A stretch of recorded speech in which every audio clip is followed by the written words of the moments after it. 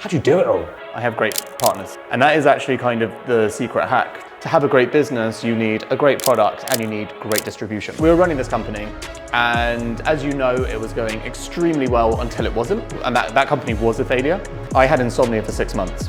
I did not seem to be making any progress. I went on like a journey of self-discovery, and at no point did anyone suggest nutrition. 120 pounds later, didn't even know supplements cost this much, but what the hell. Within 2-3 days, sleeping for the first time till 7 a.m. One thing that entrepreneurs are amazing at is kidding themselves. Anything about your product that's even nudging towards mediocrity, you're gonna get found out. Hello, sir. Nice to see you, mate. Thank you for joining us. Pleasure. Feels like it should be the other way around. You're a pro interviewer, and here I am trying to interview a pro interviewer. Unfair task. So thank you for joining us. It feels like an honor. Tell me, so many people will know you, Dan, as running the biggest business podcast in the UK. They'll know you from running Heights, which we're going to speak a lot about today.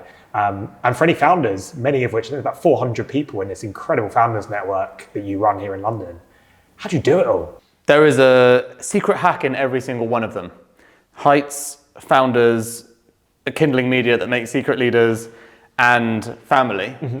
I have great partners. Mm-hmm. And that is actually kind of the secret hack that people always miss.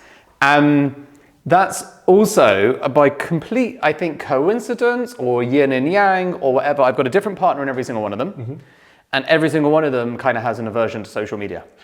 And so what we bring to the party is in every single one of them, I mean, to the extent where,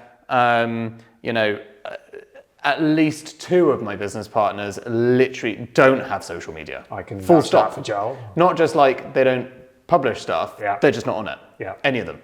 And so there is that side to it where the recognition and everything that I get is, only 50% worthy of me and 50% to the not silent to me, but silent to the world partners, if that makes sense. Of course. And so there's benefits both ways, right?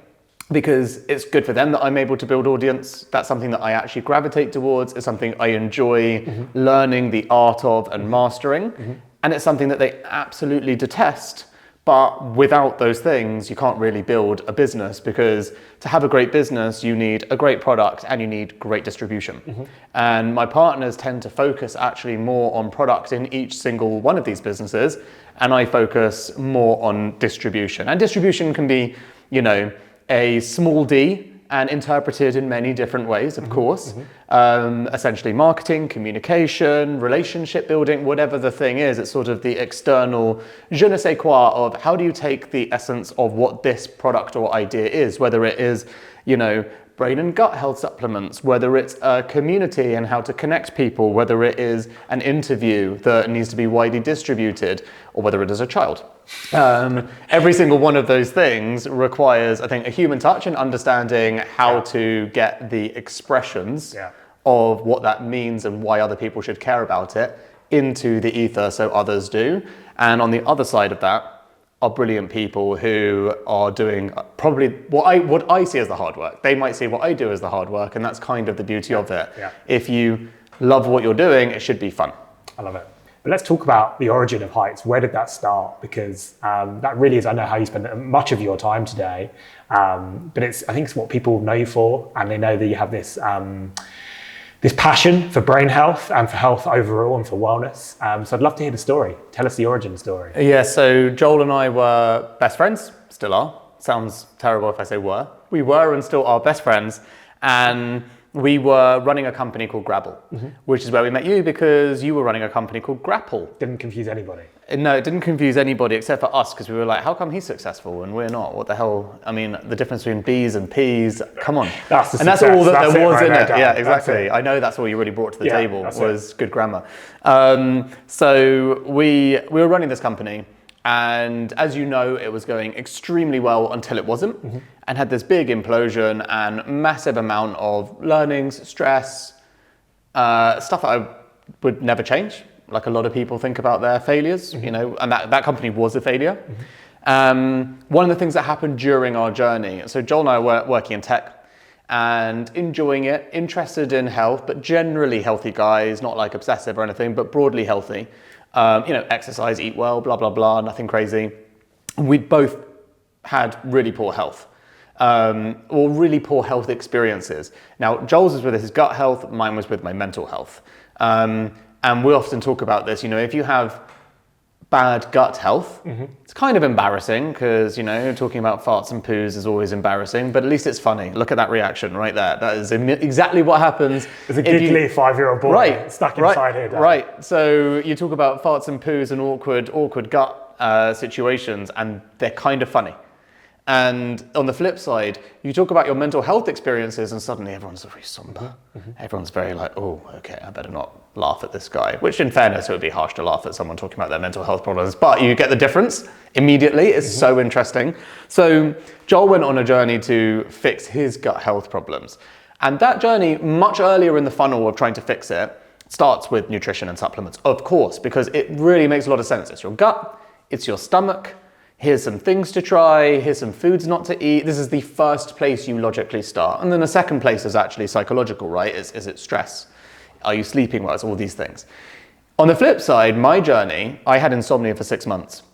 So I literally couldn't sleep. And I'd had lots and lots of different mental health issues in my 20s and early 30s, but I'd always gone on like a journey of self-discovery for them, or also, at times just being patient. I had depression for a couple of years, and I tried medication and I tried lots of different things, but I also sort of understood that this might be my life, and what you feel when you're depressed is, I hope it's not, because actually I'm not that person and I've never identified with being that person. I'm very glass half full, as you know, but you sort of know that this isn't you, and that actually if you positively continue exploring the different ways to get over it, it might happen.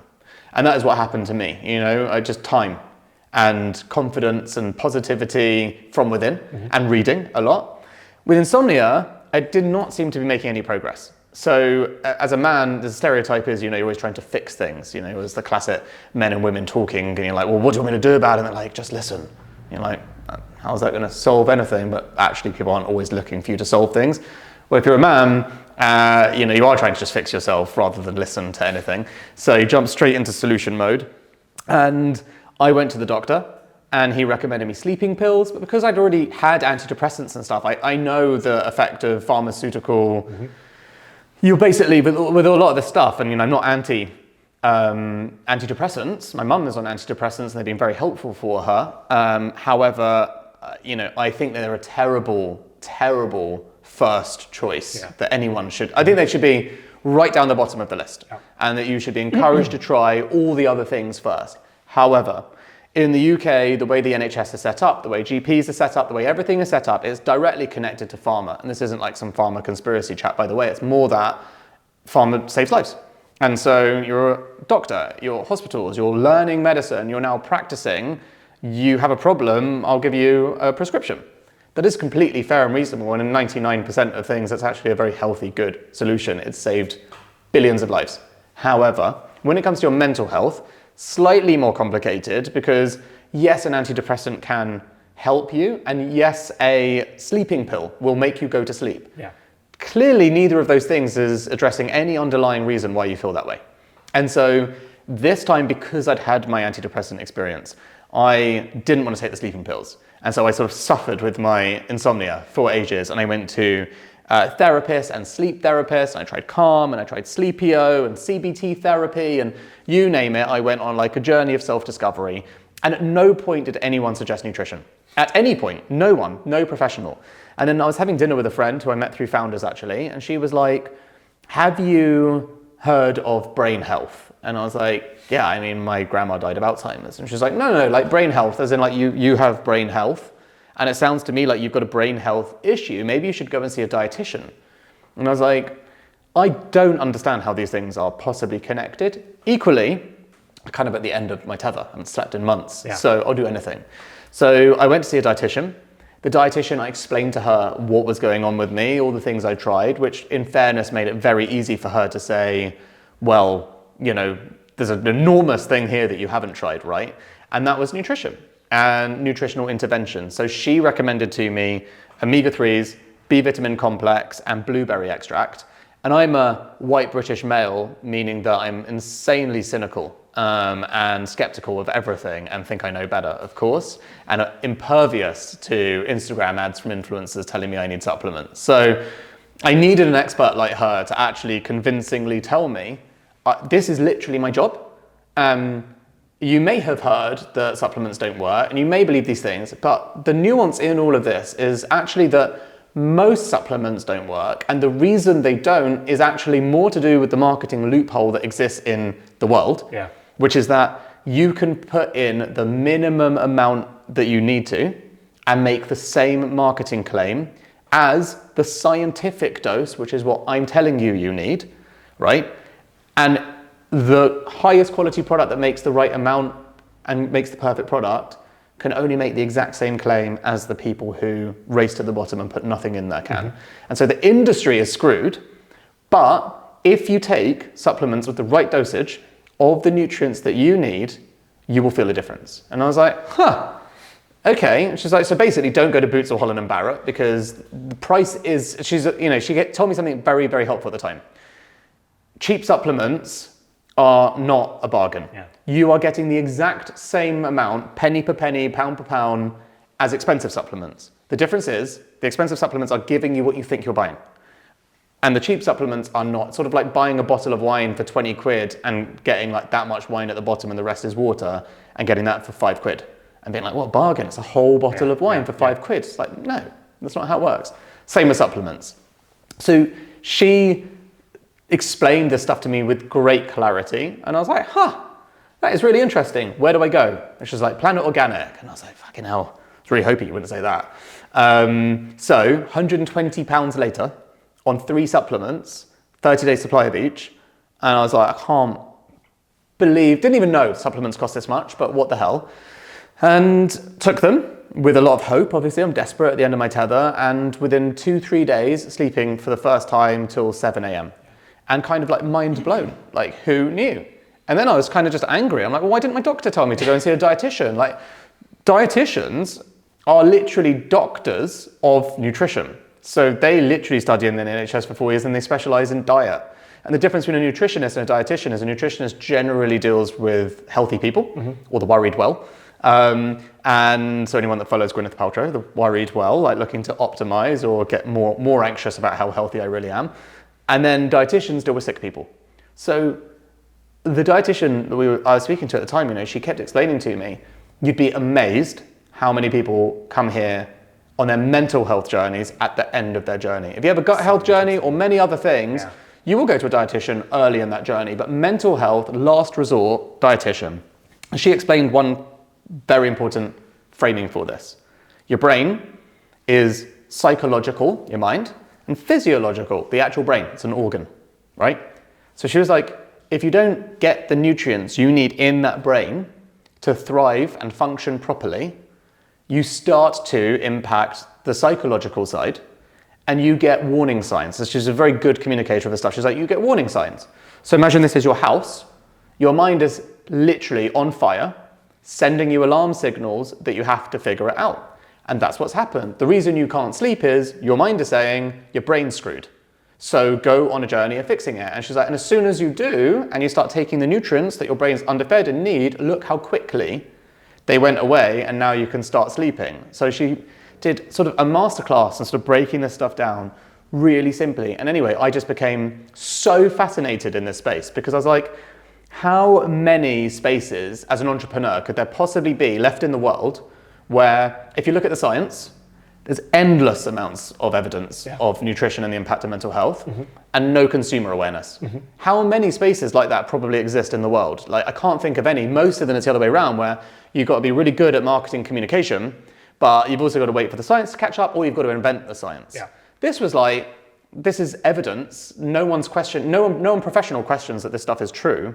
The problem is the actual market has exploited this loophole and it's damaged the confidence of consumers. So if you can figure out how to communicate trust and quality, you'll have a high impact product that will make a difference to people and they will become lifelong customers. So it's an amazing insight. And one opportunity to spot, and for you it's so deeply personal.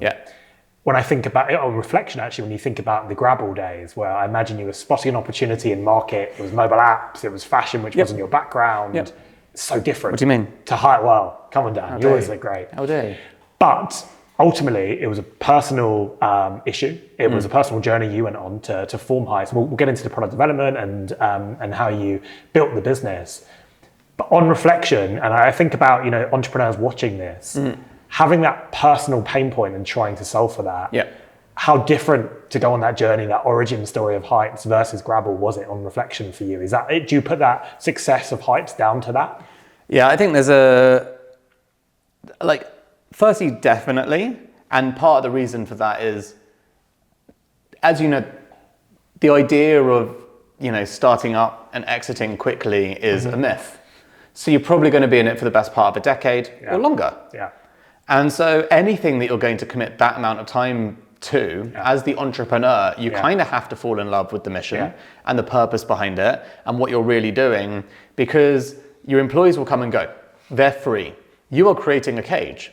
It can be an incredible cage that you love to live in, like an aquarium, or it can be an absolute hellhole that you resent every single day.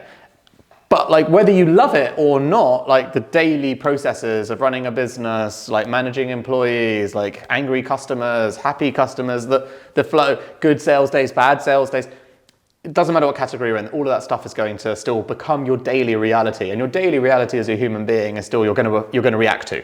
No matter how much meditation you do, you're still going to be triggered by certain things. And so if you can connect it up to a higher why that you really care about, it makes the bad days easier and the good days amazing. And I think the difference is, I often talk about the distinction between passion and purpose is your passion is something you do for you and your purpose is something you do for others.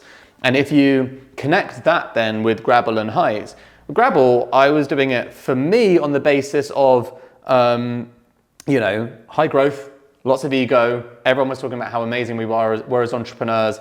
Eventually, you're actually just excited about being an successful entrepreneur, successful. Yeah. Basically, building something that other people care about, and that is your ego and your identity. Yeah. But really, it's about you. And then with Heights, it's having a personal story, yes, but again, having my own personal experience unlocked in such a meaningful way, and then wanting to create products around that. We now have 27,000 monthly customers across our two products, and that's monthly subscribers, right? So that is actually, a sort of slow and steady and now quite fast compounding reality. But we have 2,500 5-star reviews, and the reviews are so many people use words like life-changing and all of these things. I'm not here for hyperbole. My point is, the difference is night and day, in our in our reviews channel on Slack. If I'm ever having a bad day, I can just open that and be fucking hell, this is so cool. You're at service to everyone else rather than It's yourself. amazing. Yeah, it's amazing. So it really helps to feel like you're doing something for other people too. I think what's fascinating about the origins of Heights, which I'd love to hear more about, because I think for so many entrepreneurs, I don't know where to begin. But Heights started off as a newsletter. You built this community. I think it was Dawn was the name. And that's where I discovered what you were doing next after, life after Grabble. It's I was really excited because, so many brands talk about community. And I don't always have the most authentic beginnings, but Heights really did. You started to just put content out there at service to other people, essentially, because you were sharing your insights, your journey. Let's talk about that. How did that help you? How did that get you out the gate faster? What was the natural evolution from having this community over email to having this product now with, as you say, tens of thousands of people using your product every day? Yeah, I think one thing I would say to correct you is I've learned over time to be very specific about labels. So I was trying to build a community, but actually, in truth, it's intellectually dishonest because a newsletter is a one-way communication, right? So that's an audience. And, a funnel technically looks like you build an audience, you get customers, and then the community is down here, right? And that's where your super fans are, and that's really many-to-many communication. So the reason I'm saying that to you is because for a couple of years I was like, we're a community, we're a community. And then I was like, actually by saying it, but then doing what I'm doing, it's actually intellectually dishonest and it doesn't help me communicate what I'm trying to communicate well. So we built an audience first, and I actually have no shame in that. As much as I love community, I also know the difference between a community and an audience better than most. So building a broad audience of people who care about the higher level topics, which in this case were brain and gut health, like focusing on the higher level topics enabled us to bring people into our world who were, you know, the people we look up to. Amazing entrepreneurs, you know, I mean, as you know, Stephen Fry, like all these like intellectual people, scientists, like doctors, nurses, people who I revere in society but are nowhere in my category of the day-to-day people that I hang out with. They were reading the newsletter. And the reason they were reading the newsletter is I was saying, I'm going to read science papers. And so it's basically the proposition was very clear, which I think is also part of it, right? Which is every week I'm going to read a science paper about neuroscience, psychology, or nutrition. And I'm going to condense it into 3 minutes because I think our tagline at the time was something along the lines of science is hard and boring, let me make that simple. Or something very like hooky like that, right? And so what it does is appeal to people who are like, I believe in scientific principles. I don't want to just hear about the latest juice diet fad from that influencer on Instagram in a bikini. Like I actually want to trust science. But yeah, fair enough. I'm not going to read PubMed. It's incredibly boring. I don't want to read your citations. So I was like, I'll do that part and I'll write it in a fun millennial way and I'll include all the references and links. But this should be an enjoyable bit of entertainment in your inbox every week. But by reading it every week, you'll learn a little bit more how to take care of your brain and gut. And that proposition really struck a chord, but it struck a chord with people at the top of the funnel. There's, you know, when you're building product, it takes time. And what you don't want to do, if you're building a quality brand and you've got the space and time to do that, and you're really clear about what you're trying to build, don't want to rush it. You don't want to bring to market something crap. By building the audience, we sort of gave ourselves almost like a credible narrative of space and time to not rush what we were doing. Because we weren't sort of like, we got to get this to market by next month and compromise our values, otherwise we're done. We're like, no, we're building an audience that hopefully will want to buy our product that we can pre-validate by the time we launch. But the higher quality and larger the audience, the higher quality product we get to make by giving ourselves time. So those two things were so important to do in tandem. I think it's so interesting because one, you're building the audience that comes on the journey with you, so they're bought in. True. It also starts to give you some signals as well to go, wow, people care about this space. And you start to understand, well, could they be our first customers and how many customers? And then when you think about even some of the technicalities of your, minimum order quantities, it probably started to inform some of the strategy you made around product development. But I want to stay on this theme of education, because you've educated a market around brain health. You're now educating more of a market around gut health as well with the probiotic. How do you think about education? How do you think about education and continuing that theme of making it accessible, making it palatable for a millennial or Gen Z audience who don't have the time to read scientific papers? Yes. But also in an industry where, as you said, there's charlatans, there's a lot of quick hacks, there's a lot of fads. How do you cut through that noise and continue to really educate, but do so in a way that attracts people and pulls people in rather than not? So I came across a quote from a friend of mine called Matt Lerner, who basically said, educating the market is the most expensive, stupid strategy. And I really agree with him. Like, it's the worst. You don't want to be in the place that we're in. Like, you don't, as a business, of all the strategies you can take, educating the market is the worst of all of it. You don't have the money, you're a startup. Educating the market is exponentially expensive. And you need funnels of triggering different points. People, if you look at a funnel of marketing, you need to get people to the consideration stage, right? Am I now considering that product? You're so far away from that when people don't even know that they've got a problem or are interested or whatever. You're so far, you've just got to commit for ages. I literally got a message 3 days ago from someone saying, it was a comment actually on the LinkedIn post I just did on our recent collaboration with Matt Willis. And he said, this ad was so fucking great, it finally converted me. I've been thinking about getting your products for the last 3.5 years. That's everything you need to know about how long it takes to educate and convert a customer. Can you imagine how much money we've essentially spent marketing to that one customer to get him down the funnel? So if you focus your business on needing to educate the market, you're probably screwed. And that's the truth. You'll probably die before you actually have a meaningful revenue business. So the thing that I would say is we got lucky. So you mentioned both our products. Our first product, which focuses on brain, and focuses on brain care and looking after your brain and all of these things. It's niche. Niche is good. There are emotional triggers. That's good. Looking after yourself makes sense. That's good. All of these things are good. But it still meant that we had like a technical limitation, I guess, and you know, how you can really communicate this effectively to a broad enough audience. In the background, we were developing our probiotic, and we were doing that for 3 years. The thing is, we got very lucky. We spent 3 years developing a product, and again, you need the time, the patience, the focus, the confidence in the long term of what you're building, and good investors to give you the space to do that. Like most investors are not going to say, yeah, have 3 years to bring out a second product as a startup. It's actually frankly absurd. But in this space, our view has always been, you can go broad or you can go deep. And if you're going deep, you can have way less products. Look at Red Bull. Look at the size of the market Red Bull has from going deep on a specific category, a specific niche, even just those cans, let alone their other flavors, insane. So if you can be the very best at your super niche and mop up the market of people who are interested in that, it's an enormous company. So that's always been our focus. And 3 years back when we started developing that product, probiotics were sort of a growing trend. When we launched it in January 2023, that trend was ready to explode. The difference between the growth in our probiotic in terms of it's still not our best-selling product, it's still Vital as our first product, but the trend of speed, right, going from 0 to that is exponentially greater, and that's not because we're getting better at our marketing, all of the things. You could say it is those things, but it's actually because the consumers are at consideration stage when it comes to probiotics. They understand gut health is important. The education is being done by the media, by other influencers, by TV shows, by other brands. Like there is a groundswell of people talking about gut health and probiotics and why it's important. And if you can demonstrate that you're the best product in that niche, you will mop up customers who are at the consideration stage. People are still not having that conversation about the brain. I think they will.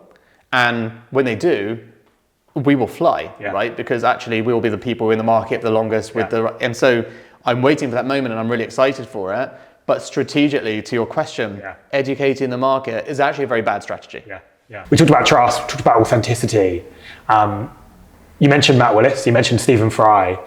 Talk to me about how you think about bringing talent and ambassadors closer to the brand, leveraging their reach, their distribution, but ultimately their trust with their fans.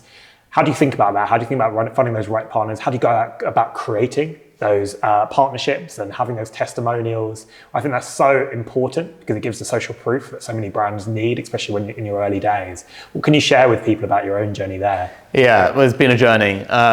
We're the only brand I know that buck the trend that everyone else in D2C tells you, and it is so frustrating because I actually love it to be the other way around. The common narrative is big ambassadors don't work.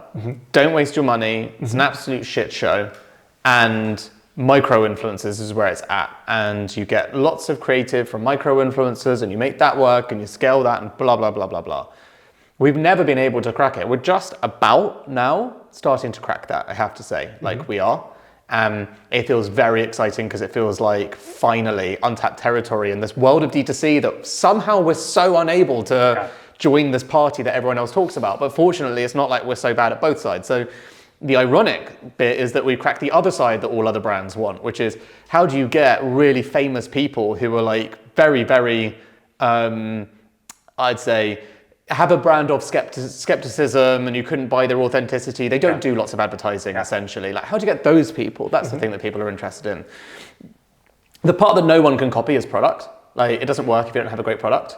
You know, someone just sent me, I was mentoring someone just over WhatsApp and he sent me his product that he's got to Marie Kondo and they're doing a partnership with that.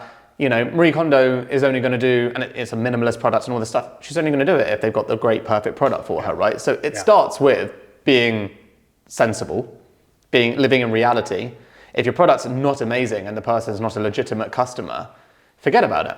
But if you think that that person would be a legitimate customer and it can help solve X, Y, and Z problem for them, you might as well shoot your shot. So the Stephen Fry thing was just sort of serendipity. One of our investors, who's the founder of WeTransfer, they do lots of stuff with Stephen Fry, was like, I reckon Stephen would love this. We sent him the supplements. And this is kind of the problem with how we used to do it versus how we now do it.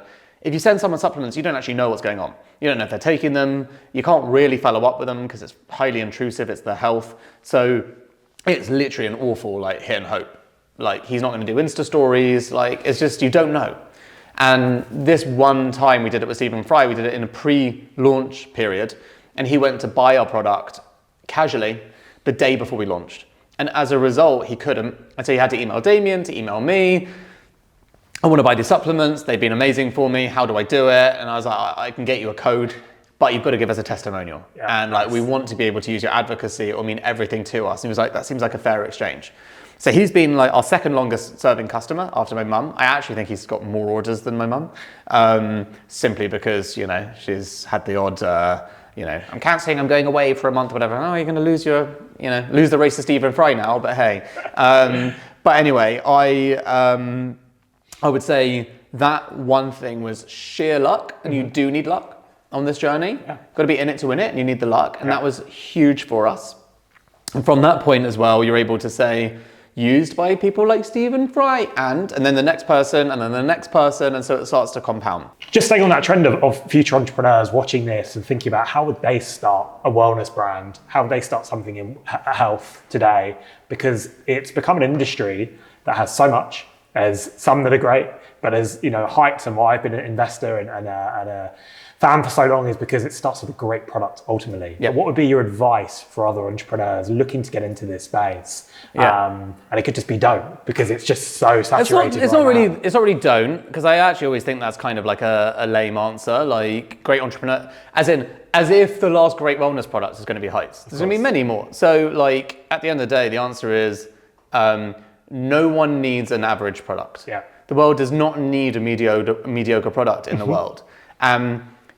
One thing that entrepreneurs are amazing at is kidding themselves, right? And believing that if I just keep telling you my thing's amazing, you'll believe it. I'm afraid that's not true. Like, if there's anything about your product that's even nudging towards mediocrity, you're going to get found out. Yeah. And yeah, you can market your way out of that, but only for so long. Yeah. So you need something incredible. And in the health space, people are putting stuff inside their body. So like, even more so, you need something that people can trust and is credible, and that is going to take time. So one of the other issues in this whole thing is you need space and time and money. You know, it's very uncommon to try and make this work without funding. Yeah. And the reality for that is because the chances that you as a startup founder are going to bring out a great V1 all depend on how long you have to develop that product. Yeah. And the shorter your timeline on being able to develop that product, the less likely it is, because bigger companies have been trying with bigger teams and bigger people and bigger resources and all of the things that aren't your limitations. So I think that's the main thing really, is you need to buy yourself time and don't cut corners and compromise on the actual product. But you can cut corners and compromise on other bits and pieces, but the thing someone's putting in their body or on their body or whatever it is, if you cut corners there, you're never going to get a repeat customer. They're going to try it if you're lucky. There's, you know, what the whole early adopter category is for. Yeah. They'll try it, but early adopters are also like the smartest type of consumer there is, right? They're the most open-minded. They like cool new trends. They're usually future thinking, but they're also fucking highly discerning because they've already tried other things. So if this is not the best experience or whatever, I just won't come back again. And you can't build a business off a single customer. You have to have repeat customers monthly. I think it's fantastic advice. Yeah. I think anyone who gets to know you knows you're very open, Dan, very honest, very authentic, maybe unfiltered. Unfiltered. But in particular, with building heights in public, this has become what you've been really known for. I think it's hugely admirable because you don't have to do it. And I think so many brands tease they want to do it, but don't really go the full way in which you do, where you expose your revenue numbers. You talk about good months, bad months. You talk about dips in sales, growth metrics. You share letting everything. People go. You really letting people go, which is, I know is a big topic for last year. Like so many companies had to go through that, but you shared openly and honestly your experience. Talk about why you do that and why you think so many others should do that also. Yeah, I think why I do it is it feels like therapy to me. But I think there's also like, as a founder, the first time when I did Grabble, basically, I started interviewing great people because I started Secret Leaders in 2017, right? So it was around the same time, and I was always talking to founders who, on reflection of their journey looking back, were able to create great narratives. As Steve Jobs said, you can always connect the dots looking back. Everything makes sense backwards. So you get these great narratives and you get these great stories, and there'd be lots of failure and humility and all that kind of stuff. That wasn't really the issue. But the problem is, in the moment, you wouldn't find founders who are willing to talk about how it's going now, right now, because that's actually very uncomfortable and it's also uncertain. And the more uncertain something is, the less you can do damage limitation on the narrative. But, you know, every single entrepreneur running a business right now is running the business now.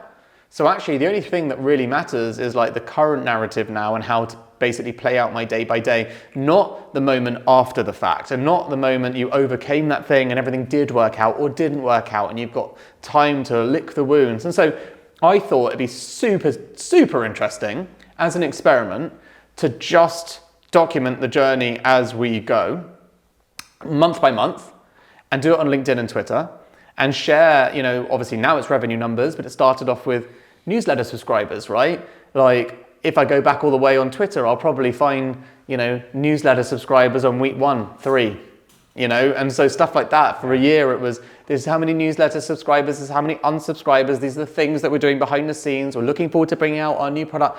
And then as it grows, it's, this is the revenue, this is the learnings, these are things we're doing. And then last year, it's, you know, we've had to let 40% of our team go. We had an employee leave the company for the first time. And, you know, obviously I checked with her in advance, you know, do you mind if I do a building and public post about this? I'm always going to, and I've had also colleagues leave who said, no, I don't want to, I'm not comfortable with that. But because we have a culture internally of A, everyone who joins knows I do this, right?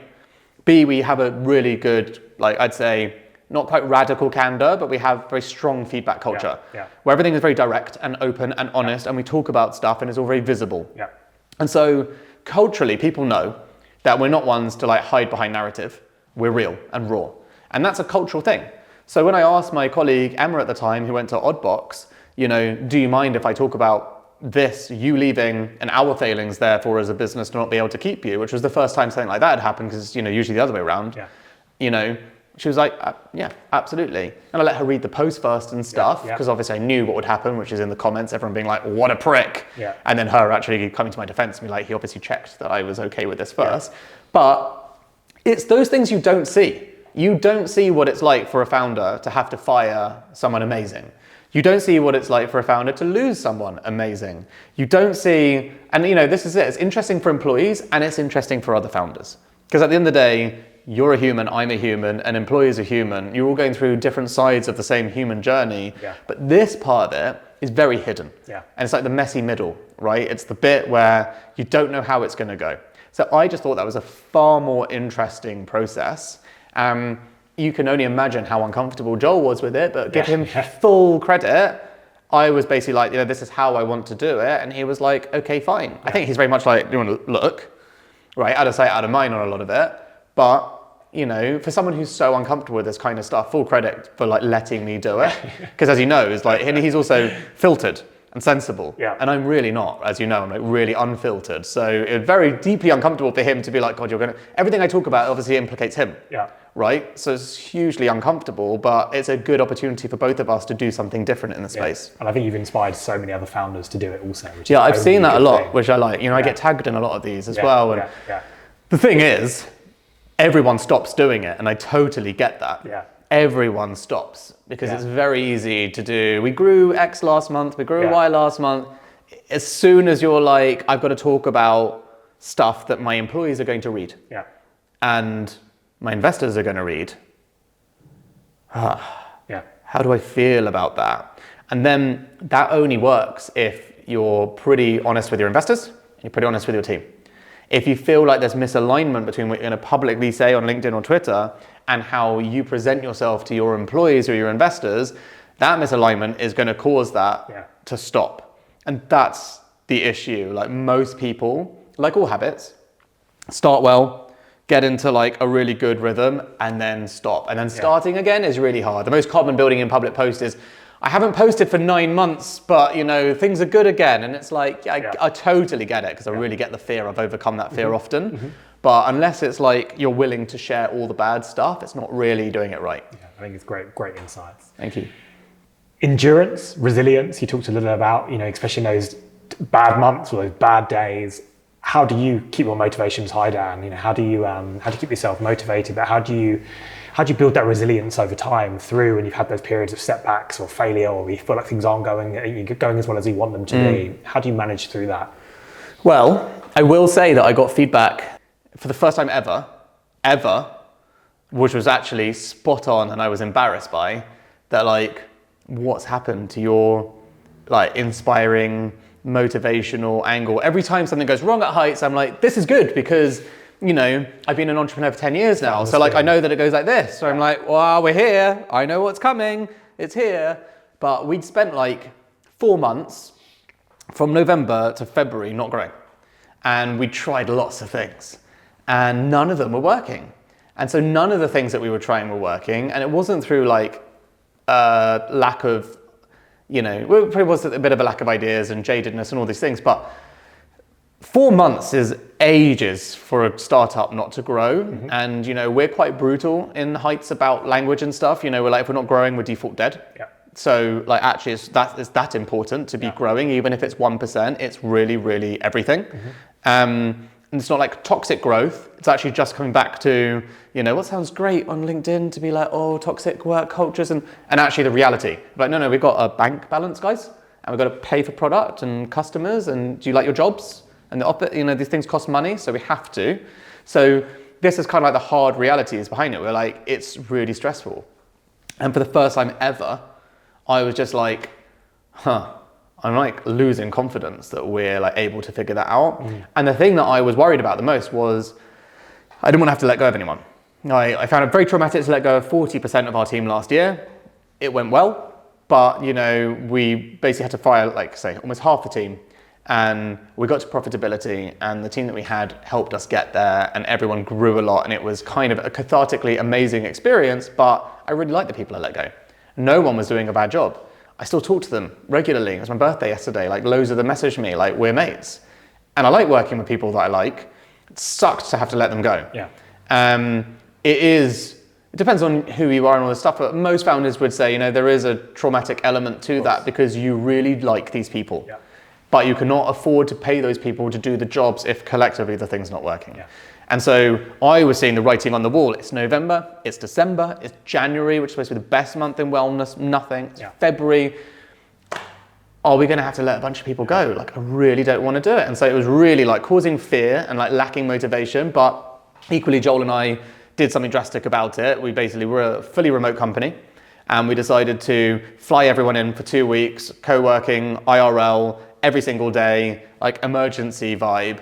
And anyone who works in England had to come to the office Monday, Tuesday, and just doing that, which obviously everyone was kind of like, oh yeah, and I was sort of like, not in so many words, but I was a bit like, we've got 2 options. We change the people or we change the system. And I don't really want to change the people. Do you guys want me to change the people? You know, like, I've only got 2 options here. And so everyone's like, well, I'd like to keep my job. And I'm like, exactly, so fucking come to London, let's change the system, let's do something about it. And we've literally just had our like incredible March, and then April was so good that we had like our 2 best sales days ever in this week. Fantastic. Like Sunday was our best, and then Tuesday was our even better best. Yeah. And so things are flying again now, and there's causation to this stuff, right? But actually I don't think so. I think causation. I think we identified a problem, flew everyone in, got us all together, re-galvanized the team, the spirits, the energy, and look at the results. Immediately the month after, that's very rare as well, by the way. Yeah. So we made a lot of changes, and we did them quickly, and we took action. And so, you know, to your question, like resilience, you know, there's a lot of that sort of open-mindedness to try new things, and also understanding that, yeah, you want resilience to deal with when things aren't working, and that the writing might be on the wall all of a sudden, and it's going to be a real challenge. Like in this environment, the amount of money you can borrow to grow, you know, we had like a £1.5 million debt facility. It went down to 150K like that because of 4 months of bad experience. You can't pay for stock with that. And suddenly you're like, shit, we might not have a business unless we fire everyone. 2 good months later, and it's back up, 1.5. The swing, and this is very important for founders to listen to, because you'll do anything at some point to stop raising money, if you can, and borrow money, and you can only do that when you've got a certain amount of money, and you've got revenue, and you've got growth. If the growth dies, you don't get the money.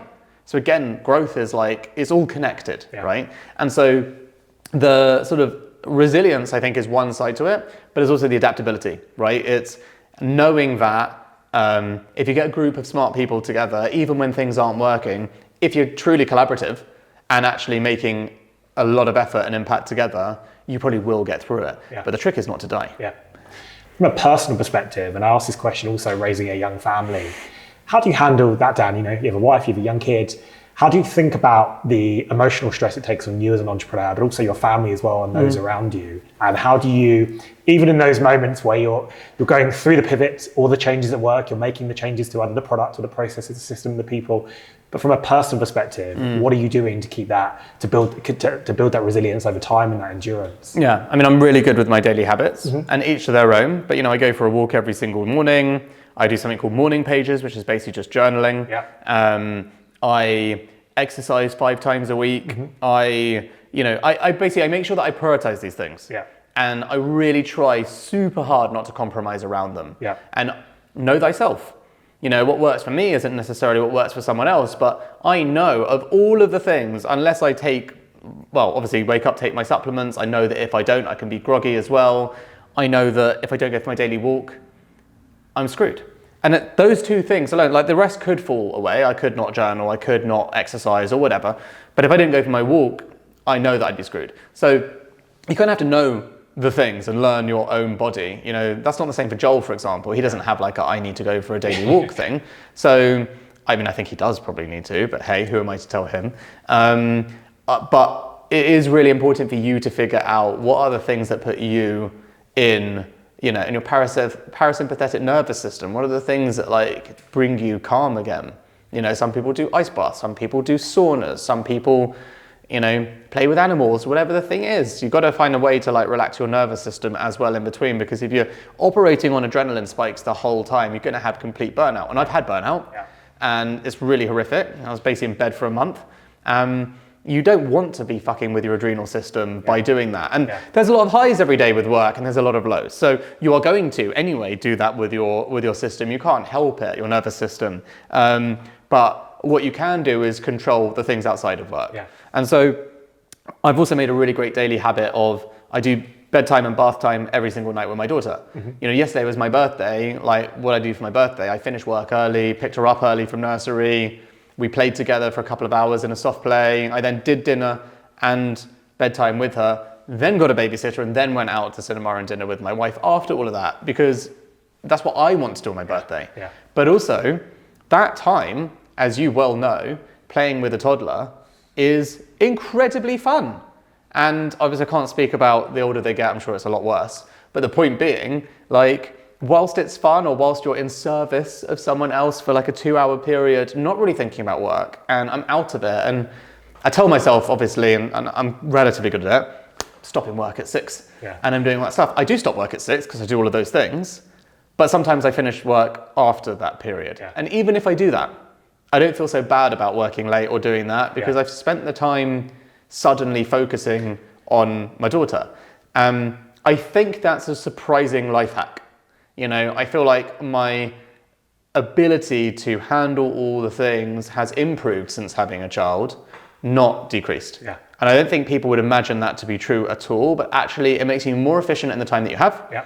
And it also puts you in a more balanced mindset to make good decisions. Making bad decisions when you're stressed, will create more problems, but we all do it. I couldn't agree more. I think your point around prioritizing those things that spark energy, spark joy, is now what I'm prioritizing in my life, but previously what I didn't do. For me, it was always work. Once you felt like you had the results, and then I could exercise. Yep. Then I could go on holiday. Then I could do these things. Yep. And if you invert that, you enjoy the journey, and actually the results start to speak for themselves. And I think, since having children, as you say, it makes you a better delegator. It allows you to really understand what you're doing your work for and why. I think it adds to a huge sense of purpose. I heard a really nice analogy yesterday, which was a book I'm reading, which is really good, called Winning, Not Fighting, by the founder of Leon. And he said, I love the sea, I love the ocean. And I was with someone who also loved the sea and I love the ocean, but I'm peaceful, I believe in, not fighting, I believe in calm, and this person was like, no, you got to win at all costs, the art of war, like all this stuff. So we're very different philosophies, but we both love the ocean. And I was like, let's go and do something together. I wanted to go on a sailboat, he wants to go on a speedboat. It's like, this is the perfect analogy, because actually, the speedboat would get him from A to B faster. Yeah. However, you want to go around the world, that speedboat's running out of petrol in the middle of the ocean, and only one of us is making it around the world. Yeah. So I was like, it's actually a really brilliant analogy, isn't it? Because actually it's true that only one of them will make it on the journey to the end. And it will take longer, but literally one of them will fail. Yeah. And I was like, it's spot on, really hit me. I was like, this is a perfect analogy. Final question, Dan. Yes. If you weren't building Heights, if you weren't building Secret Leaders, if you weren't running Founders, what would you be doing otherwise? It's a really good question. I think I've become more interested, ironically, in personal brand. So I've got two answers. Like the personal brand side is because I've never deliberately built a personal brand up until January the 1st, 2023. That was the day I said, it was my sort of commitment to myself, I'm going to post every day on LinkedIn and Twitter. I'm going to do it around building my personal brand. And as part of building personal brand, my other businesses fall into that, but I think about it like a funnel. I'm building audience in my ideas and who I am as a person. And then my businesses, the what I do and stuff falls into the funnel of the content. And I've really enjoyed learning about how to build a personal brand that is in itself an extraordinarily fascinating meta concept. Like everyone, I'm really bad at thinking about me. And I'm good at product businesses. I'm good at thinking about this is a product, I can communicate that, what are the benefits, what's the messaging. When you are the product, it's a very weird meta thing to do, and also you get trapped inside your ego, your own insecurities. How will people think of me? Am I a dickhead? Am I showing off? All of the things, right? And it's even harder when you've got business partners who hate that stuff, right? Because now they think that you have gone ego mad. Whereas actually, I'm exploring it really from like a philosophically interested point of view. So I just got 100,000 followers on both LinkedIn and Twitter over the last couple of weeks. And, you learn interestingly, what content resonates with what audience and how to bring them in and how to convert them and what even the point of that stuff is, right? Where do you want to direct them down the funnel to, like which one of your businesses, one of your products? The thing that I've really enjoyed about it is like trying to think about yourself as a product instead of like an actual physical product. But beyond that, the reason I decided to do any of this is the meta trend that everyone talks about, AI, in a world where skills are commoditized and AI can do a lot of things. I actually think like one of the last bastions of really great value is your personal authenticity and your personality and your reputation coming through on social. It doesn't have to be the biggest thing, but I actually reckon it's an enormous cheat code.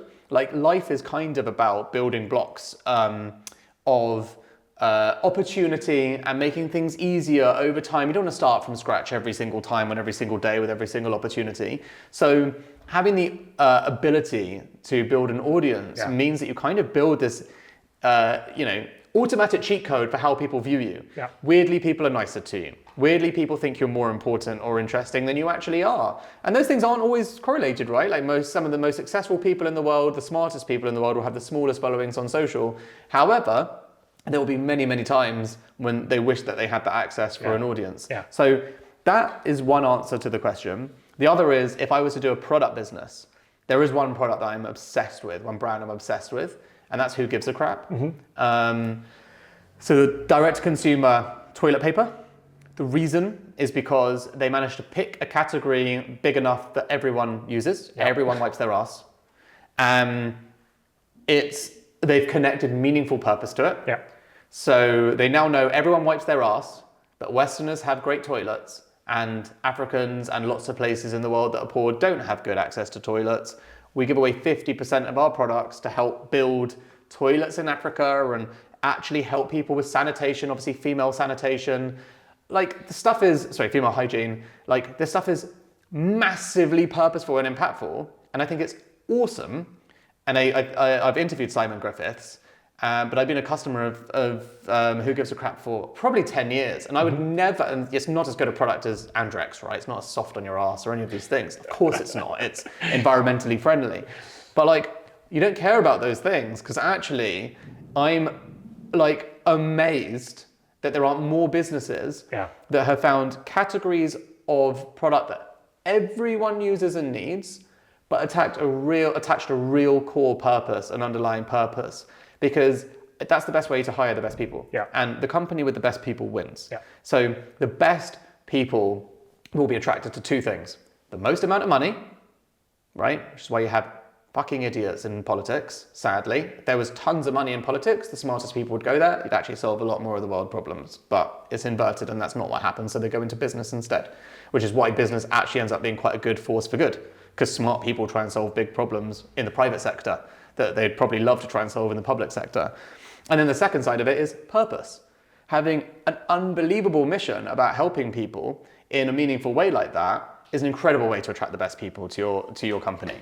And so those are sort of my two areas where I intellectually I find super fascinating. And I don't know what that category is, because I often look around household things and think, what's the toilet paper? Where can I find it? Would you argue you're doing this with heights already? You're already in service of so many others. Not yet. And so the reason for that is because in our space, it's not possible to get the price down with the quality up. Yeah. So extracting quality nutrients out of those vitamins and minerals and actually making it the quality level that we need, it's not possible to fulfill a broader mission. It just isn't. And so that's nothing to do with us. That's actually to do with the extraction methods and stuff. So if there's a big breakthrough and an innovation and you can actually sell high quality vitamins and nutrients and bacteria and all the scientifically studied stuff for half the price, 100%. But I'm also like a practical realist. I don't like to pretend I'm on God's mission when you're charging a certain amount of money that actually only the middle class and above can afford. Whereas who gives a crap is actually cheap toilet paper, right? It's affordable, it's worse quality than the expensive stuff, but it's meaningful. I didn't think we'd be ending this conversation talking about toilet roll, Dan, but it's a great way to end. People talk to me about poo a lot, so don't worry about it. It links right back up. You're an inspiration, Dan. You are energizing your sector within health and wellness. You have taken it upon yourself to interview some of the most successful people on your podcast over the last few years in order to share learnings. So I'm delighted that you've been able to join us today and share some of your learnings and for people to hear from you a little more than they often get to do. So thank you so much, sir. Thank you, mate. Pleasure.